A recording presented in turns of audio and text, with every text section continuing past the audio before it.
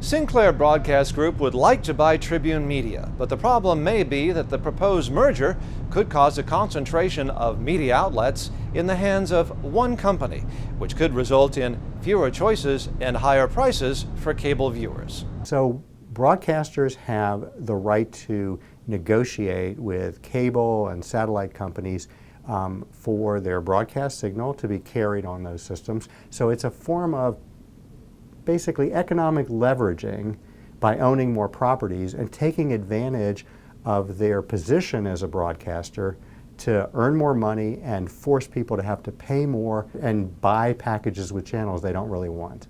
Channels consumers may not want but will likely have to pay more to receive, says Gene Kimmelman of Public Knowledge, a telecommunications public advocacy group.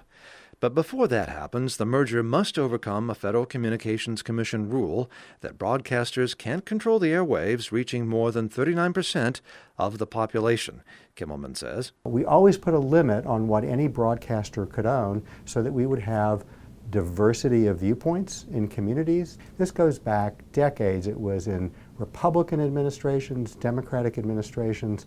There was bipartisan support. This may go back for decades, but now the FCC appears to be reinterpreting the rule in the case of the Sinclair-Tribune merger, says Kimmelman, by counting Sinclair's UHF stations less toward the limit compared with VHF stations. But Sinclair owns a lot of these old UHF stations, and the current FCC is planning on reinstating a discount for them so that their stations wouldn't count as much. What this means is they could serve 70+% of all U.S. households instead of 39.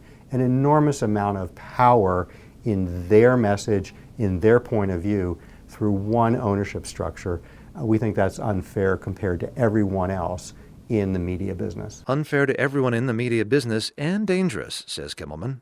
Tribune and Sinclair are dangerous for our goal of having true freedom of expression. Yeah, what we have now is we have more and more consolidation in cable and now in the entertainment sector, and with Sinclair buying Tribune, it's even worse with broadcasters owning both cable and enormous numbers of broadcast channels.